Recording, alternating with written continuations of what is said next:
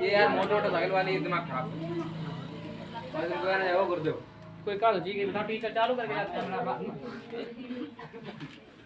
धातु एवं अधातु। Dear students, you are most welcome in KK education team. देखेंगे आज हम लोग प्रैक्टिस करेंगे धातु एवं अधातु, मेटल्स एंड नॉन मेटल्स। यहाँ पहला प्रश्न आपका है, धातु वे तत्व हैं, धातु वे तत्व हैं, विकल्प दिया है नीचे, जिनमें धनायन बनाने की प्रवृत्ति होती है, जिनमें ऋणायन बनाने की प्रवृत्ति होती है, जो हथौड़े से पीटने पर छोटे छोटे कणों में टूट जाते हैं, जो विद्युत तथा ऊष्मा की कुचालक होते हैं। इनमें से कौन सा विकल्प सही है? तो इसके लिए देखना, जिनमें धनायन बनाने की प्रवृत्ति होती है। धातु वे होते हैं जिनमें धनायन बनाने की प्रवृत्ति होती है। जैसे सोडियम धातु है तो NaCl को अगर तोड़ा जाए तो Na positive plus Cl negative. जिस पर ऋण चिन्ह है तो वो अधातु है और जिसमें प्लस चिन्ह है तो वो धातु। अब सुनना, इसके बाद ये इसका ए विकल्प सही है। आप कह रहा है जिनमें ऋणायन, अन्य विकल्प को देख लिए, सही उत्तर तो देख लिया, लेकिन चारों विकल्प हम देखेंगे साथ साथ में। जिनमें ऋणायन बनाने की प्रवृत्ति होती है वो अधातु होते हैं बेटा। वो क्या होते हैं? अधातु। जो हथौड़े से पीटने पर छोटे छोटे कणों में टूट जाते हैं वो क्या होते हैं? बताइए क्या होती है? अधातु। क्या होती है? अधातु। और जो विद्युत तथा ऊष्मा के कुचालक होते हैं वो भी क्या है? अधातु। तो ये नीचे वाले तीनों गुण जो दिए गए वो अधातु के हैं। क्या है? अधातु के। अब इसी क्रम में दूसरा प्रश्न हम लोग सीखेंगे। ये पहला हो गया, दूसरा प्रश्न देखिए। दूसरा प्रश्न है बेटा आपका धातु। दूसरा प्रश्न देखिए, समझेंगे सभी लोग। प्रश्न नंबर दूसरा, धातु जो सामान्य ताप पर द्रव है, जो सामान्य ताप पर द्रव है यानी लिक्विड है। विकल्प दिया गया आपका, सुनिए। नंबर 1 पारा, नंबर 1 पारा दिया गया। बी विकल्प दिया गया है लोहा, और सी विकल्प दिया है ब्रोमीन, और डी विकल्प आपका दिया है जल। समझिए, ये आपका दूसरा प्रश्न है। धातु जो सामान्य ताप पर द्रव है, तो सामान्य ताप पर द्रव कौन सी धातु होती है बेटा? पारा। क्या होती है? और जो पारा का संकेत होता है वो Hg, जिसको क्या कहते हैं? मरकरी। क्या कहते हैं? मरकरी। लेकिन लोहा आपका ये धातु है। ब्रोमीन, ब्रोमीन क्या है? अधातु। क्या है? अधातु। और जल आपका एक यौगिक है। जल क्या है? यौगिक है। क्या है? यौगिक है।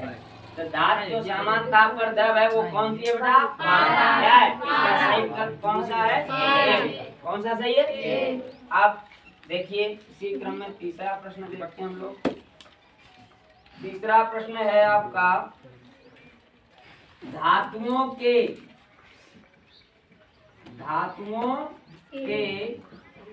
ऑक्साइड, धातुओं के ऑक्साइड होते हैं। धातुओं के ऑक्साइड होते हैं। नंबर 1 अम्लीय, नंबर 1 क्या? अम्लीय। नंबर बी आपका क्षारीय, और नंबर सी आपका उभयधर्मी, और नंबर डी जो आपका दिया गया बेटा वो उदासीन। ऐसा है? यानी न्यूट्रल पूछ रहा है। तो आप देखिए धातुओं के ऑक्साइड मैंने बताया है, पहले समझिए, मैंने आपको ट्रिक बताई थी उसको समझिए। मैंने बताया धातु वे होती हैं जो ऋणायन बनाने की प्रवृत्ति है, धातु वे होती हैं जो धनायन बनाने की प्रवृत्ति रखती हैं, और जब धनायन बनाने की प्रवृत्ति रखती हैं तो इसका जस्ट उल्टा कर दीजिए। धातु अम्ल की परिभाषा दी, अम्ल वे हैं जो जलीय विलयन में हाइड्रोजन धनायन देते हैं। तो ध्यान रखना, जब धातु की बात आ जाए तो उसका विलयन कैसा होगा? क्षारीय होगा। क्या होगा? क्षारीय। अगर यहाँ अधातु का पूछता तो क्या कर देते हैं? क्या कर देते? अतः इस पे कौन सा विकल्प सही है? बी। सही है। कौन सा? बी विकल्प। ये हो गया। अब इसी क्रम में हम लोग चौथा प्रश्न देखेंगे बेटा। लिखा है उपधातु है। क्या है? उपधातु है। विकल्प सुनिए, पहला दिया गया है सोडियम, सोडियम। दूसरा आपका भी दिया गया कापर, क्या दिया गया? कापर।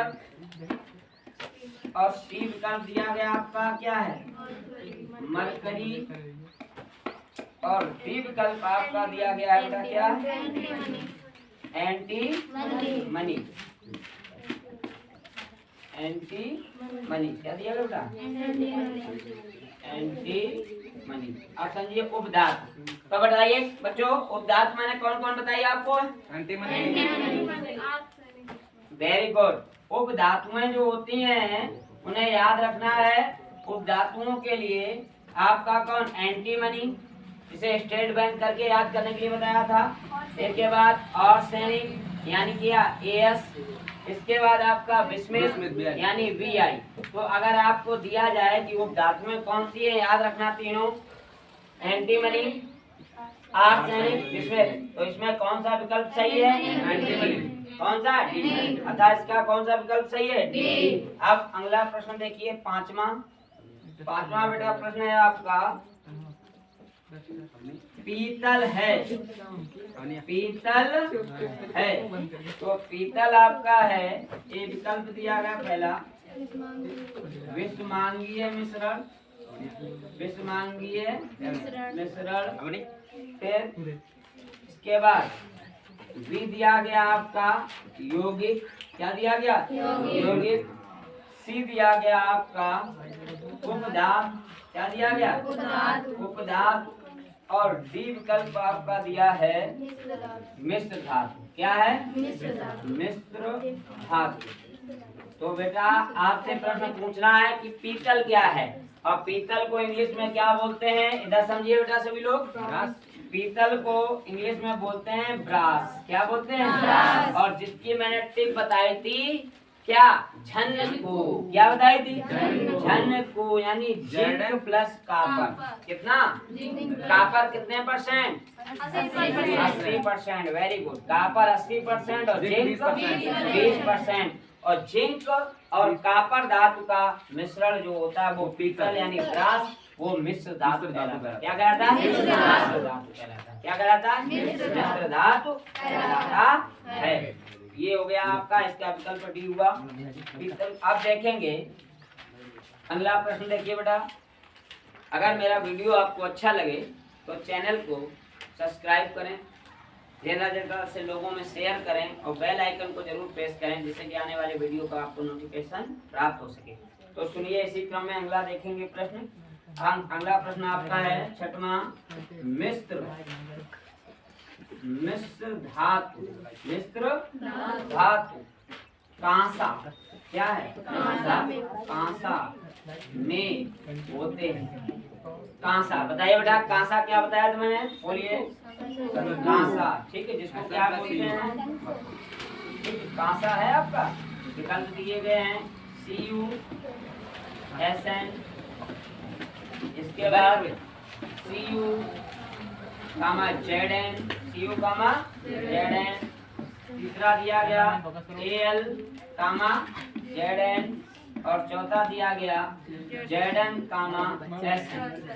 अब मिश्र धातु मैंने बोला कांसा, क्या है? कांसा। कांसा को इंग्लिश में क्या बोलते हैं बताइए बेटा?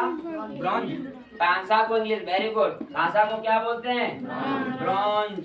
क्या बोलते हैं? और कांसा के लिए मैंने बताया था, उसका याद रखा था सनकू, और इसका याद रखेंगे झनकू।